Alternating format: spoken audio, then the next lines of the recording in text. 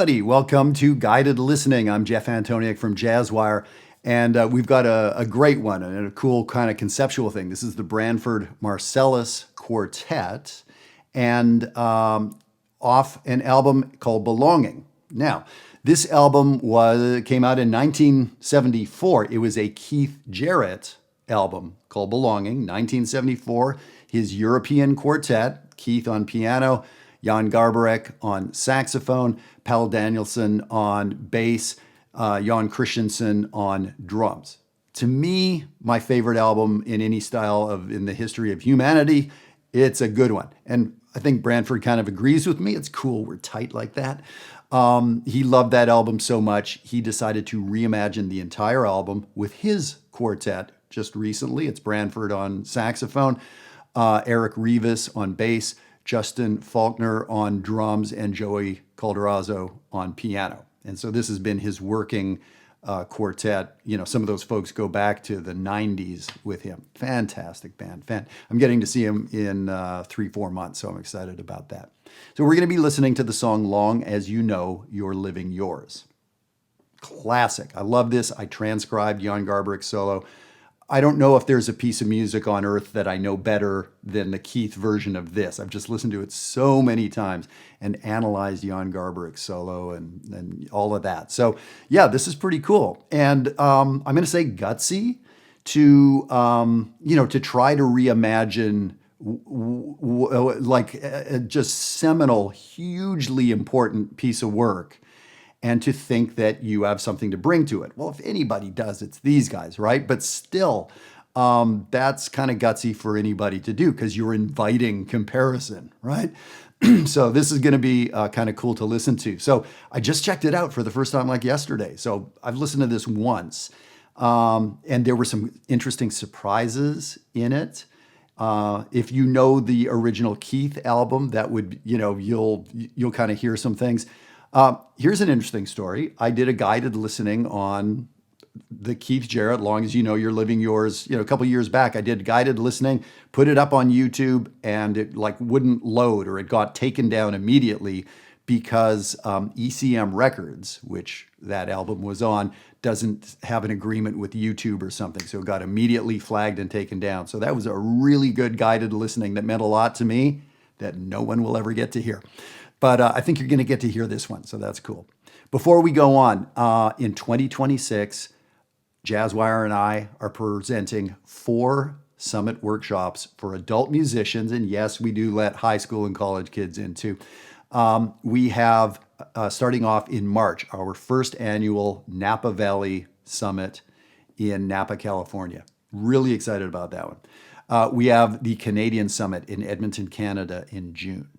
We have the Twin Cities Summit in earlier July, and then in later July, our flagship Washington, D.C. Summer Summit. 4 places for you to come visit us. Incredible faculty, entirely different faculty at each, different music that we're going to be working on. So we announced this inside Jazzwire, and we've already sold between 40 and 50 spots. So for these 4 sessions, so I mean, we're a decent percentage sold out. We haven't even announced it. This is my first announcement to the world and the universe at large. So if you're interested, grab a spot, register for one of the spots. If you attend 2 summits, 10% off the tuition of the grand total, right? 10% off each. If you have any questions, or if you're not sure but you want to hold a spot, send us an email. We're happy to pencil you in for a spot for a couple weeks or whatever it takes. We want to work with you to be able to join us. So let's jump in, listen to some Branford Marsalis, Long As You Know You're Living Yours.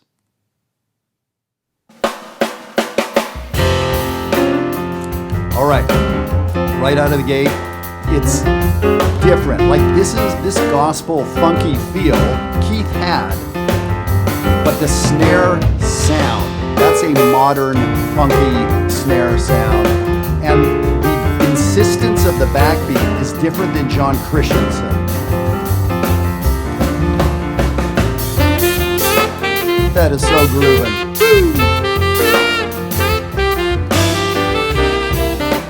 So this is the melody. It's a big, long, through-composed melody.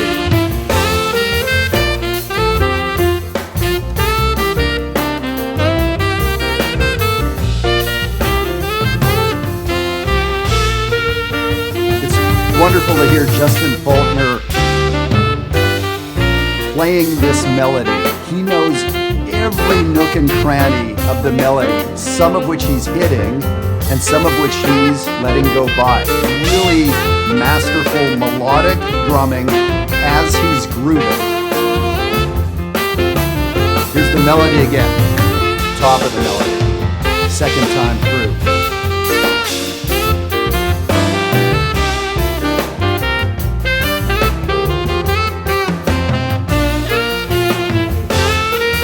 Branford has played plenty of pop music, going back to Sting or Buckshot LeFonc or whatever.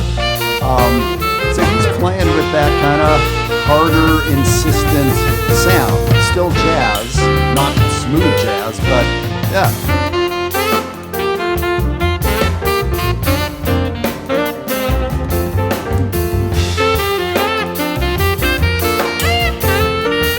Here comes the sax solo. In the Keith version, they go to town, like they build right here. So this is slick. They did the opposite, right? So the sax solo that Johan Garbarek plays, it's all over A7 flat 9, basically. Sort of a fifth mode harmonic minor sound to get super geeky. And they decided to go for intensity. And so here, really great open playing. So the tempo is still right there, but the band isn't acknowledging everything. So there's no more backbeat on 2 and 4. You know, listen to the bass. So it's rhythmic, there's all this space. Joey is comping in time. He's not playing arrhythmically. It's so open, right?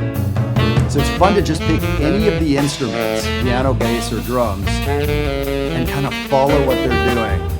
Now, have you noticed, we've kind of built as I've been talking, right? Like it's kind of we're kind of getting somewhere, right? So that's cool. This band is amazing at this kind of playing. Open, free, but in time. These guys are great.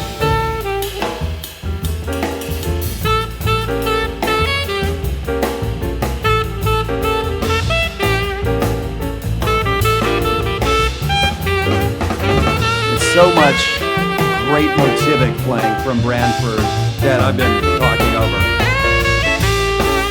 So he's been using this motif now for 10 or 20 measures, by the way.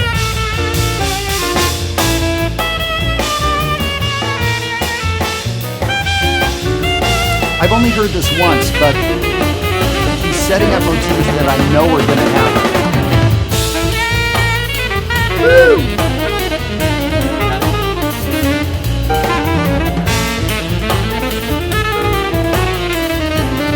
Cool, double tugging.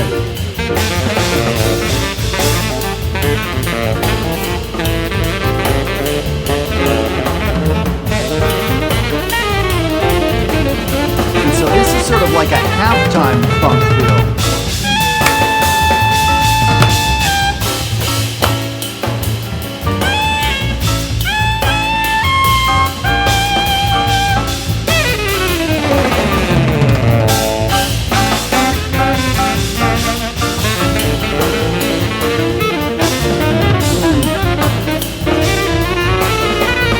That double tonguing again. Woo.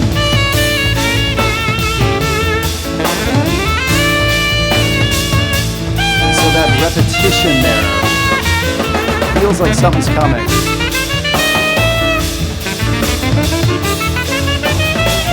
Repeating, building. I bet we're coming out of the solo. I don't know that solo, but I could hear him giving that cue musically. So if I'm playing bass, drums, or piano, I knew he was cueing. Now we've shifted to F major, I think it is. So the chord changes for Joey's solo here, F. That's it, F.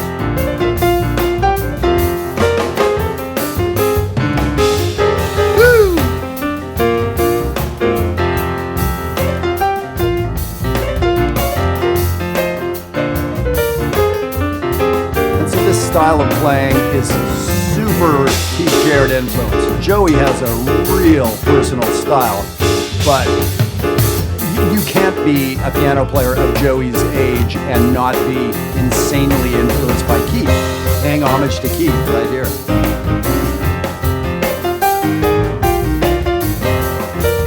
And the octaves, you know, the gospel going back to Richard T. and of course many before him.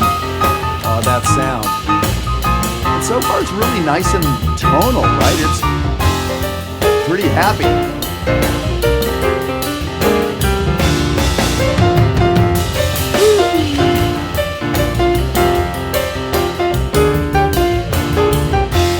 If you can follow the bass, it's kind of fun to follow how he's helping build, how he's doing these great melodic fills.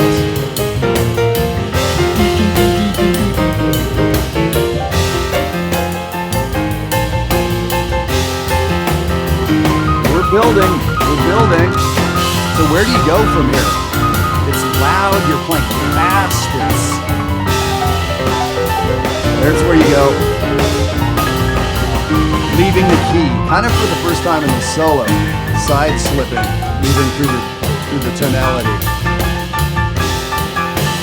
So adding texture, right? Ways to build. How do we build on a piano? You can only play so loud.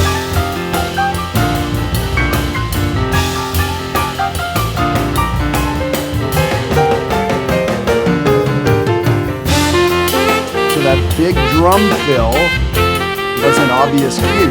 Joey cued the band and just was like, all right, everybody, here we go. Melody out.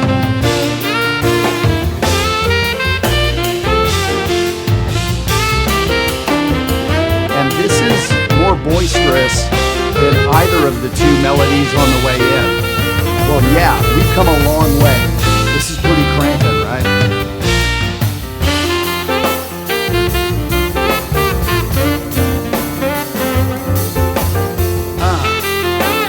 Moments where Eric Rivas on bass, Justin Faulkner on drums are catching the melody. It's so great.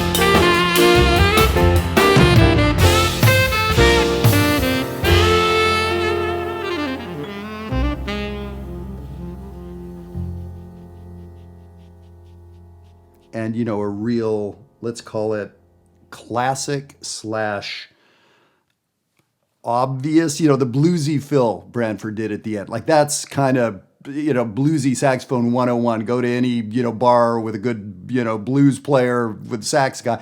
He's going to play that kind of language. So, you know, Branford didn't feel like he needed to be, you know, fancy or special. He played like middle of the road, that little fill at the end of this really, you know, incredible, expressive tune. So that caught my ear. It was kind of interesting. Jan Garbarek holds that last note and they just sustain, if I'm not mistaken.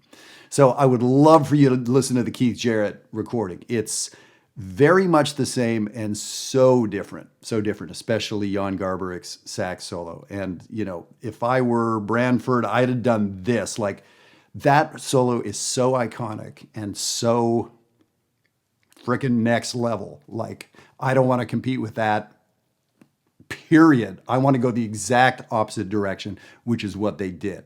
Really cool, really cool. I'd love to, I want to read more about, you know, kind of them putting together this album and, you know, if there's some good interviews of how they thought through it and the process. Because, you know, that was, they took a journey on this one for sure.